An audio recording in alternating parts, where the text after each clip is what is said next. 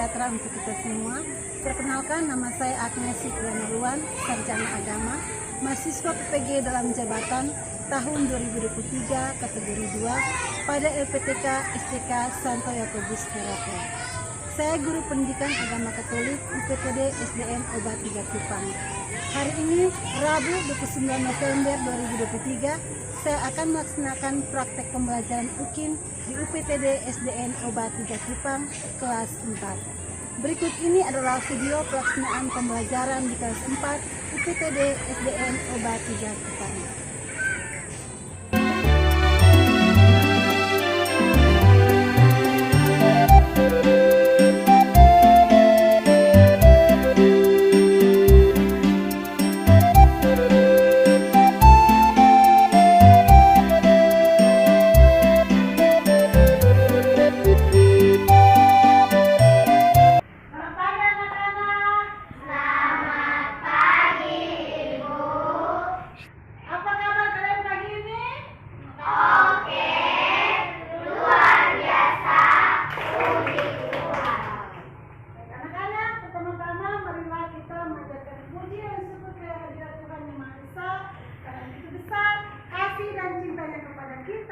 Sehingga pada pagi yang indah ini, Tuhan boleh mengantar kita semua hadir di kelas ini untuk memulai dengan pembelajaran kita pendidikan agama Katolik. Ya baik anak-anak, sebelum kita melanjutkan pembelajaran kita hari ini, Ibu akan cek dulu kehadiran siswa. Kira-kira anak siapa yang hadir, anak siapa yang tidak hadir. Mungkin ketua kelas bisa menginformasikan kepada Ibu siapa yang hadir hari ini? Hadir. Oke, baik. Terima kasih. Baik, jadi hari ini anak-anak semua hadir ya? Ya. Sebelum kita mulai dengan pembelajaran kita, kira-kira siapa yang memimpin kita dalam doa? Ya, silakan.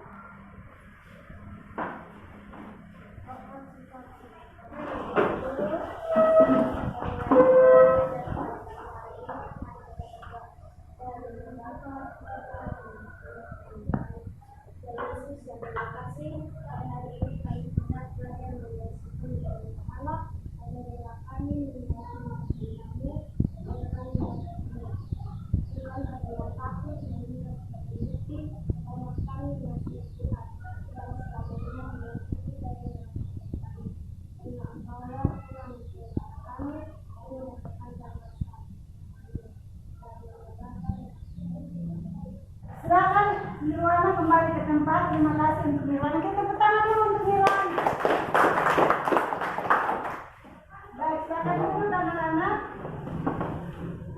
Sebelum kita melanjutkan pelajaran kita hari ini, mau bertanya dulu, kira-kira siapa yang masih ingat pelajaran kita minggu lalu?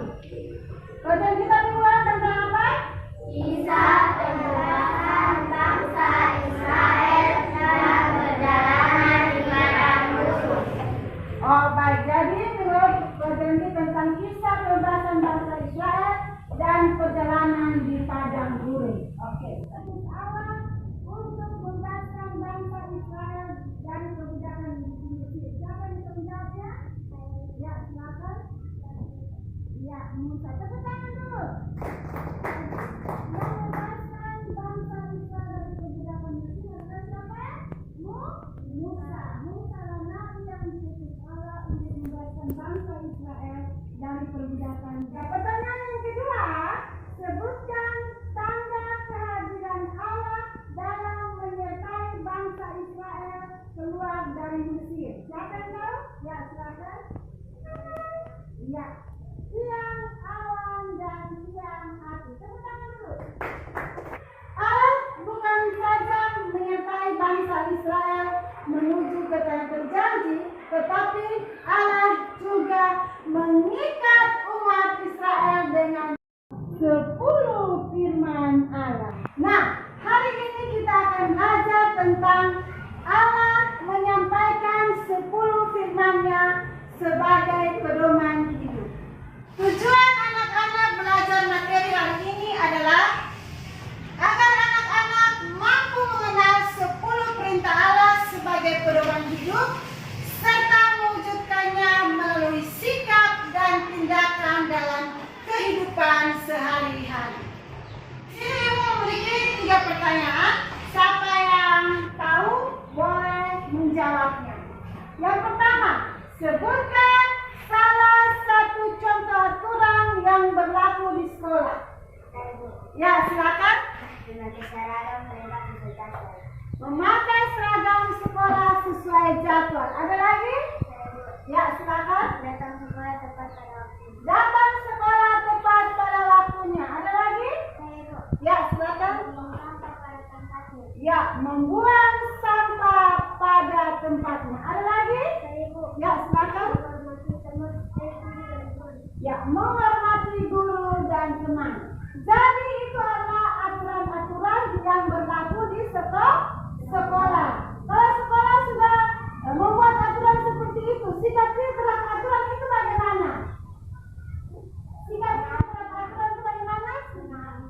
Ya, kita harus menaati peraturan yang ada di sekolah. Ya, pertanyaan yang kedua, mengapa harus ada peraturan? Siapa yang bisa menjawab? Mengapa harus ada peraturan? Ya, silakan. Untuk mengatur hidup manusia. Ya, aturan itu harus ada supaya kita bisa mengatur hidup manusia, supaya kita manusia ini dapat hidup aman dan damai. Kalau dunia ini tidak ada aturan, apakah kita hidup dengan damai? Hah? Tidak. Tidak ada aturan, hidup kita akan kacau balau. Tapi dengan adanya aturan, hidup kita menjadi aman dan damai. Ya, pertanyaan ketiga, mengapa 10 perintah Allah sebagai pedoman hidup kita?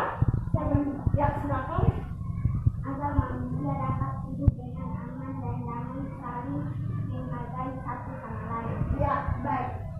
Betul sekali. Jadi, 10 perintah Allah sebagai pedoman hidup adalah agar kita manusia ini dapat hidup aman dan damai dan saling menghargai satu sama lain.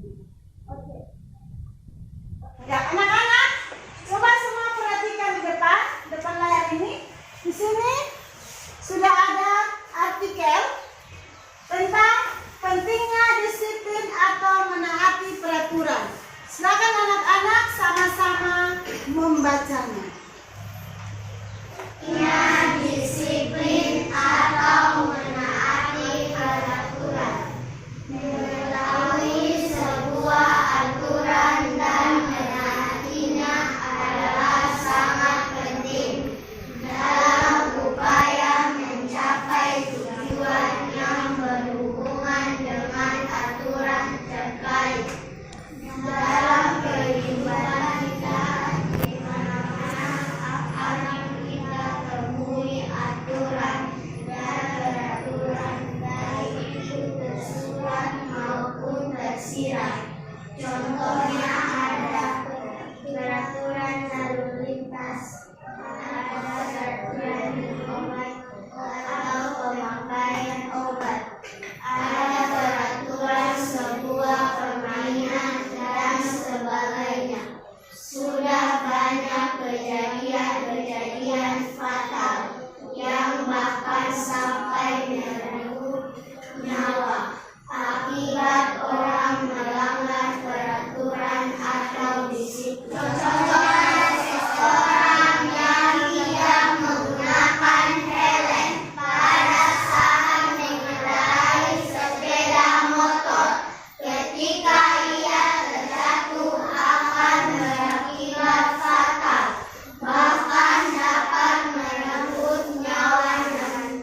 Dan juga bila seseorang yang sedang sakit dan minum obat tidak sesuai aturan pemakaiannya, maka obat yang ia minum bukan meringankan penyakitnya, tetapi dapat memperparah penyakitnya, bahkan dapat merenggut nyawanya. Baik anak-anak, coba semua perhatikan di layar depan ini. Kira-kira siapa yang bisa memberi komentar pada gambar yang pertama ini? Ya, silakan maju ke depan di mana.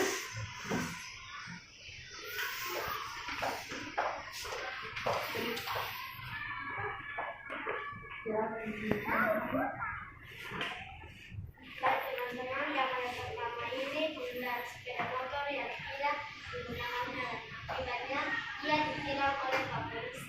Ya, tepuk tangan dulu buat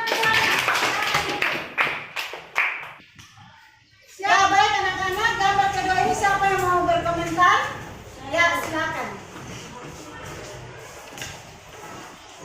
Gambar kedua ini adalah seorang pengendara motor yang sudah terluka parah dan akibatnya ia terjatuh dan meninggal di tempat. Ya, tepuk tangan dulu buat Arsila.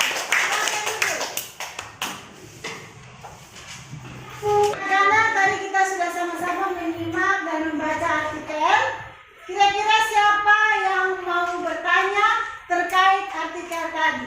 Ada yang bertanya? Oke, baik. Tidak ada bertanya, berarti ibu yang bertanya. Di sini ibu sudah siap 3 pertanyaan. Siapa yang menjawab? Ya, boleh angkat tangan dan berdiri. Pertanyaan yang pertama. Contoh aturan apa saja yang tertulis dalam artikel tadi? Siapa yang bisa menjawab? Ya, kira-kira siapa yang menjawab pertanyaan nomor 1? Ya, silakan. Aturan minum obat dan aturan lalu lintas. Masih ada lagi? Ya, silakan.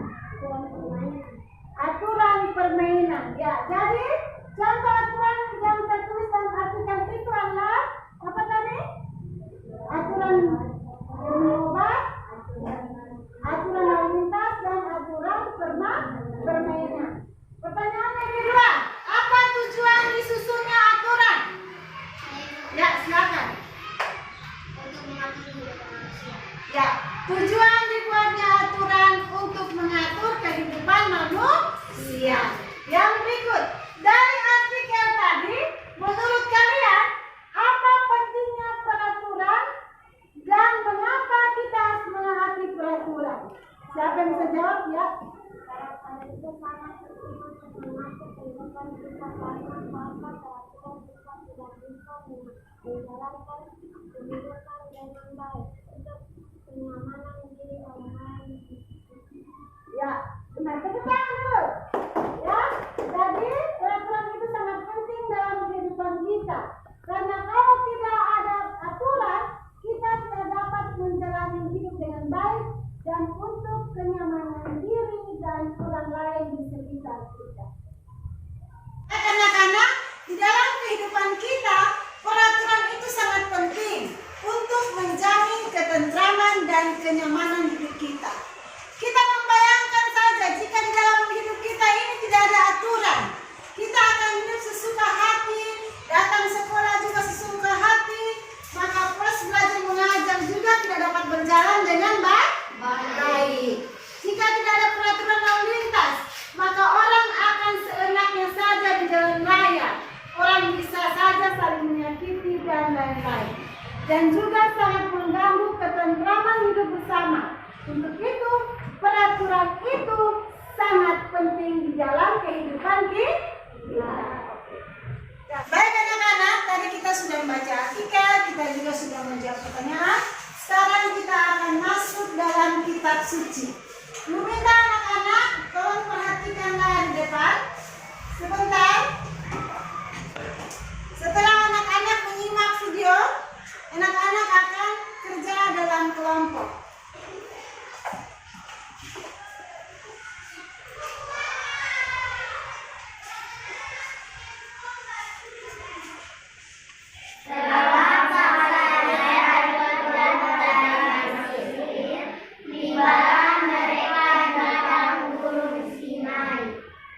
Lalu pergilah Musa bersama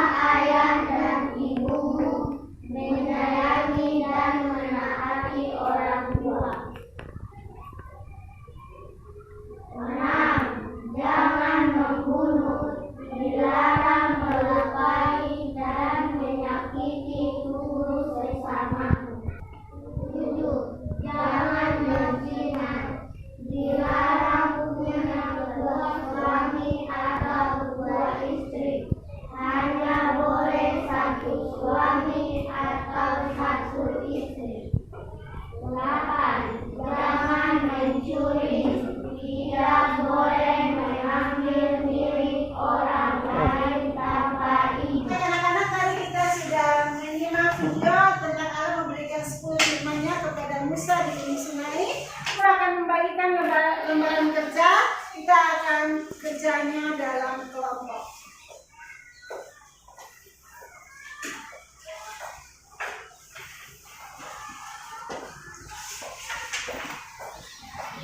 Silakan mengerjakannya sesuai dengan pertanyaan yang ada di dalam lembaran kerjanya itu. Ya.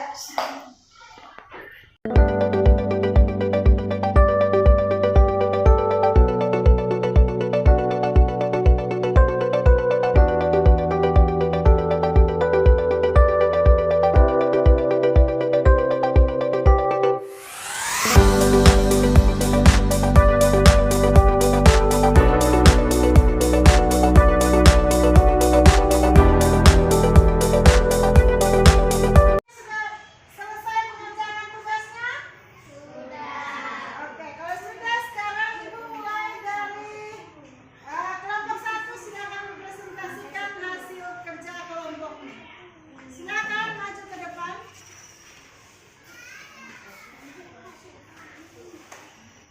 Baik teman-teman, saya bisa membacakan hasil diskusi kami. Yang pertama, mengapa Allah memberikan 10 firman-Nya kepada Musa untuk bangsa Israel? Karena Tuhan Allah mau supaya bangsa Israel berlaku sesuai dengan apa yang dikehendaki oleh Allah. Yang kedua, perintah mana saja yang diatur Tuhan kepada manusia dan Allah itu perintah 1 sampai 3. Perintah mana saja hal yang diatur manusia dan manusia, perintah 4 sampai 10. Yang keempat, menurut kalian bagaimana cara menetapkan 10 perintah Allah itu dalam kehidupan sehari-hari, menjalankan perintah Allah dan mengikuti larangannya. Yang kelima, sebutkan 3 contoh sikap yang baik pada saat mengikuti perayaan Ekristik, hormat, tenang, dan sopan. Ya, kita beri tepuk tangan dulu untuk kelompok 1. Kira-kira siapa mau menanggapi hasil dari diskusi kelompok 1? Ya, silakan. Kalau bisa mereka menyebutkan 10 perintah Allah yang pertama sampai 10. Ya, silakan dulu. Mungkin kalau kelompok 1 bisa menjawab pertanyaan dari kelompok 3, silakan. Satu, jangan memuja berhala. Berbakti kepadaku saja dan cintailah aku lebih daripada segala sesuatu. 2, jangan menyebutkan nama Allah Tuhanmu. 3, dengan hormat. 3, sayanglah hari Tuhan. Sudah menyebutkan 10 perintah Allah yang perintah pertama sampai ketiga. Sudah jelas? Oke, baik. Terima kasih. Mari kita berbicara untuk kelompok 1. Sekarang kelompok 2. Kelompok 2 untuk mempresentasikan hasil diskusi kelompoknya. Baik, saya dari kelompok 2, saya akan mempresentasikan hasil kerja kelompok kami. Yang pertama, mengapa Allah memberi 10 firman-Nya kepada Musa untuk bangsa Israel? Karena supaya hidup teratur sesuai dikehendaki oleh Allah. 2, perintah mana yang saja yang mengatur hubungan antara manusia. Mari kita beri tepuk tangan untuk kelompok 2. Ya, silakan duduk. Baik anak-anak. Tadi kita sudah kerja dalam kelompok dan hasilnya sangat memuaskan. Tepuk tangan dulu. Baik. Anak-anak, Tuhan Allah telah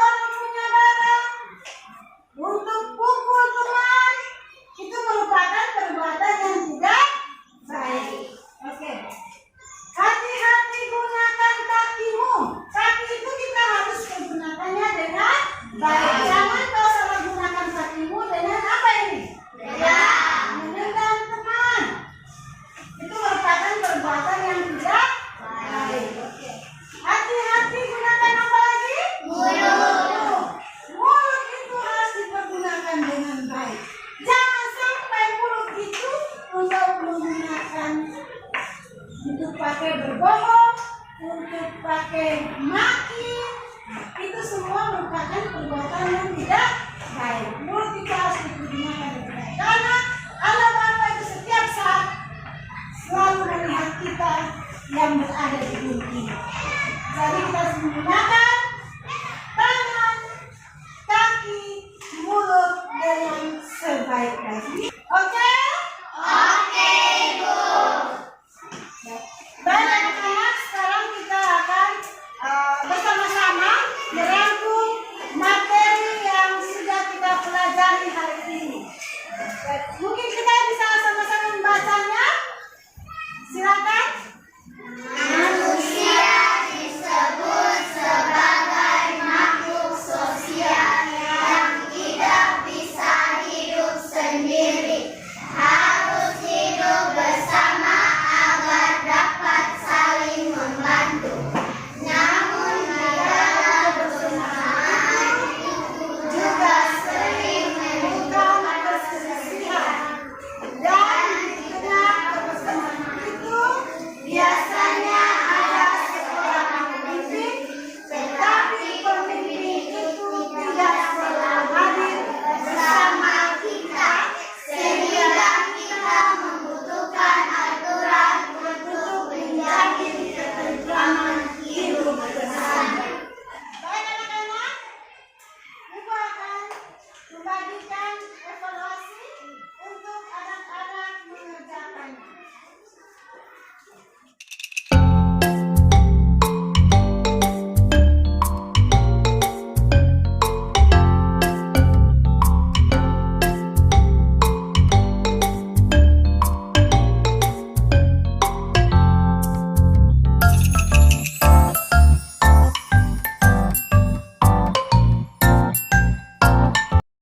Anak-anak sudah mengerjakan evaluasinya?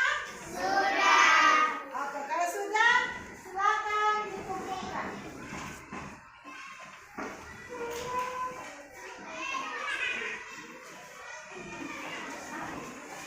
Dan Ibu angkat saya di situ.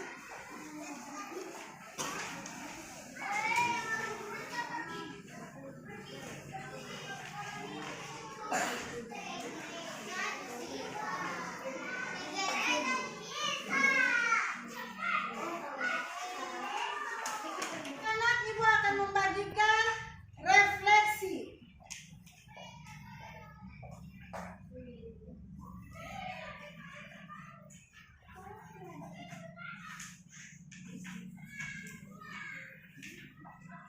Anak-anak silakan mengisi bahan refleksinya. Isi sesuai dengan apa yang anak-anak alami selama pembelajaran ini berlangsung. Silakan mengerjakannya.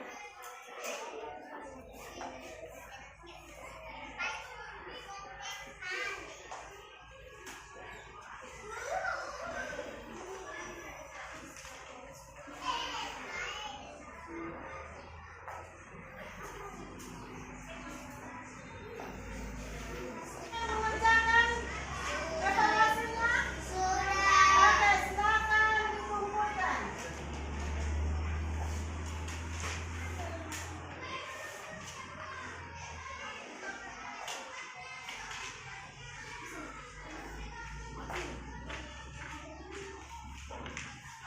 Baik anak-anak, tadi kita sudah menyelesaikan bahan refleksinya.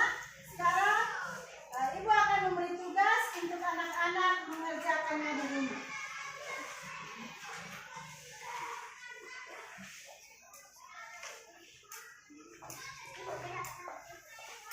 Pembelajaran kita untuk hari ini sampai di sini dulu. Nanti minggu depan baru kita lanjut lagi. Terima kasih untuk anak-anak yang sudah mengikuti pembelajaran agama